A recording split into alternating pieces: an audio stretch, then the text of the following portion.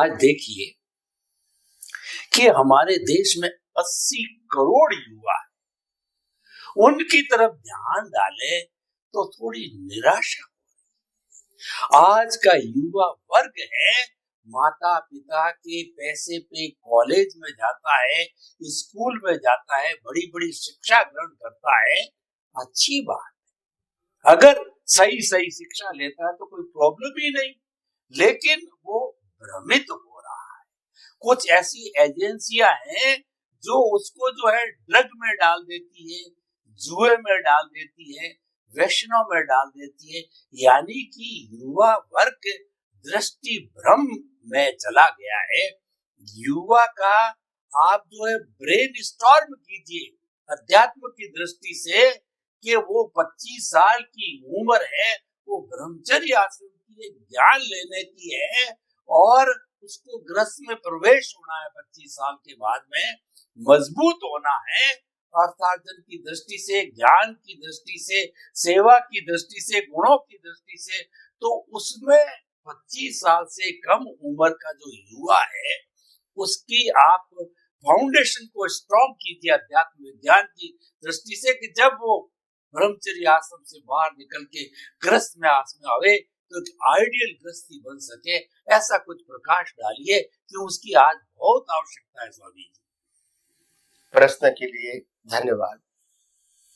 सबसे बड़ी बात यह है कि बात सही है, आज युवा भौतिक साधनों के माध्यम से और भौतिक वातावरण के माध्यम से और इलेक्ट्रिकल इलेक्ट्रॉनिक्स मीडिया के माध्यम से आज वो गुमराह हो रहा है, क्योंकि जो दिखता है मीडिया के माध्यम से वो वास्तविक या प्रैक्टिकल नहीं है, मगर आकर्षक जरूरत है, आकर्षक जरूरत है, आकर्षक है,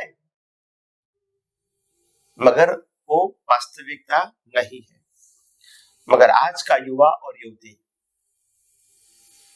उसी इल्यूजन को, उसी भ्रम को प्राप्त करने के लिए लगे हुए हैं।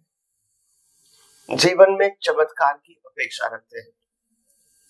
मैं रातों रात पैसा वाला बन जाऊं, रातों रात फेमस बन जाऊं, रातों रात बंगला गाड़ी वाला बन जाऊं, रातों रात मेरे को स्टेटस मिल जाए। ऐसा चमत्कार नहीं होता है, मगर इल्यूजन है और इल्यूजन के दौर में वो भटक जाता है। और जब आगे जाके जब इसको मेहनत के बाद भी रिजल्ट नहीं मिलता है तो वो डिप्रेशन में चला जाता है और डिप्रेशन के बाद वो ड्रग बियर में चला जाता है। तो मेरा कहने का मतलब ये है, आप कोई भी जीवन में प्रैक्टिकलिटी के मार्ग पे चलो। ऐसा नहीं है कि आप कुछ प्राप्त नहीं कर सकते हैं, मगर प्राप्त करने के लिए जो समय संजोग और आपका समर्पण चाहिए, उसके लिए समय चाहिए। तो आप कहोगे कि मैं आज चाहता हूं तो 2 साल के अंदर, 3 साल के अंदर करोड़पति बन जाऊं, ऐसा नहीं हो सकता है। ये निरंतर प्रक्रिया होती है। हो सकता है 5 साल, 10 साल, 15 साल, 20 साल के बाद भी बनोगे, कोई तकलीफ नहीं। जीवन तो चलता रहता है, जीवन अटकेगा नहीं आपका। मगर आपको गोल को सिंसियर रह के, स्थिर रह के, जो भी परिस्थितियां आती है उसमें हम क्या आगे बढ़ने के लिए कर सकते हैं, वही सोचो। ये नहीं सोचो कि रिजल्ट को तुरंत मिल जाए। ये इंस्टेंट रिजल्ट की गैलसा कई सारे लोगों को, खास करके युवा युवतियों को बदनाम कर देती है और जीवन भी बर्बाद कर देती है। कई सारे युवा युवती ऐसे भी होते हैं कि जो गलत रास्ते पर आगे बढ़ने का सोचते हैं, फिर फंस जाते हैं, फिर सुसाइड भी करना पड़ता है और समाज में जीने के लिए भी उसको कोई स्थान नहीं होता है। तो मैं ऐसे युवा युवतियों को खास कहता हूं कि जीवन या लाइफ कोई चमत्कार नहीं है। धीरज से, शांति से आगे बढ़ने का एक रास्ता है। हो सकता है कि कुदरत आपको संजोग 2 साल के बाद दे, 10 साल के, 5 साल के बाद दे, 10 साल के बाद दे, 15 साल के बाद दे, 20 साल के बाद भी आपकी अपेक्षा पूरी करे तो कोई गलत नहीं है।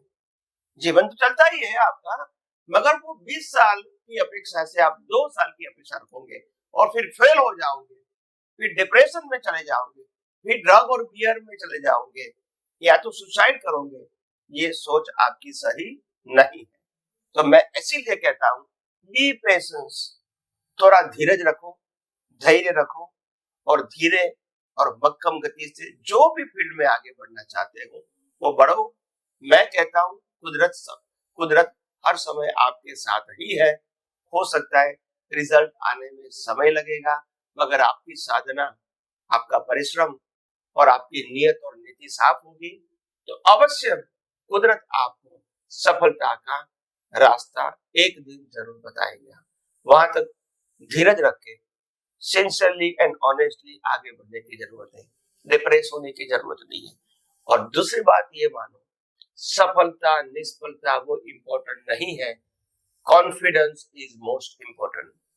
राम भी रावण को समझाने में फेल हुए थे और कृष्ण भी दुर्योधन को समझाने में फेल हुए थे और महावीर भी गोसाल को समझाने में फेल हुए थे, फिर भी जीवन में सफल हुए because of the confidence. Confidence नहीं है तो सफलता निष्फलता केवल संजोगों के ऊपर आधारित नहीं है, कॉन्फिडेंस से जीवन जीना वही बहुत बड़ी बात है। कॉन्फिडेंस ही जीवन है, कॉन्फिडेंस नहीं है वही मरण है। इसीलिए सफलता निष्फलता वो तो एक कॉज एंड इफेक्ट है, कर्मों का फल है। क्या करेंगे, हम कितने भी बुद्धिशाली है, कितना भी प्रयास करोगे, मगर वो रिजल्ट में आप सफलता लाए ही नहीं हो तो क्या करोगे। इसका मतलब ये नहीं है कि आपकी आज की कोई कमी है, नहीं, संजोग नहीं लाए। तो इसीलिए धैर्य से काम लो, धीरज से काम लो, दीर्घ दृष्टि से काम लो, पेशेंस से काम लो और धीरे धीरे अपने गोल के मुताबिक आगे बढ़ने की कोशिश करो।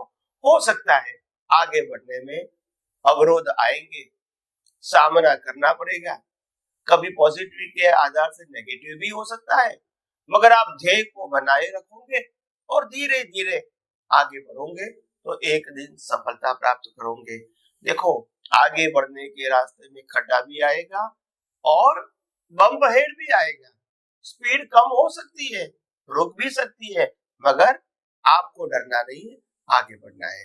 तो हम आध्यात्म के बारे में और भी आगे आपको बात करने की कोशिश करेंगे। स्वामी जी, आपका बहुत बहुत धन्यवाद। एपिसोड यही समाप्त करते हैं। आपने युवाओं को बहुत अच्छी सलाह दी कि उनको धीरज रखना चाहिए, उनमें सेल्फ कॉन्फिडेंस होना चाहिए, उनके अंदर ये डिस्टिंक्शन आना चाहिए कि ये मेरे भविष्य के लिए अच्छा है या नहीं है, ये और उपादेय का उसके अंदर जो है वो ऐसी समझ पैदा होनी चाहिए।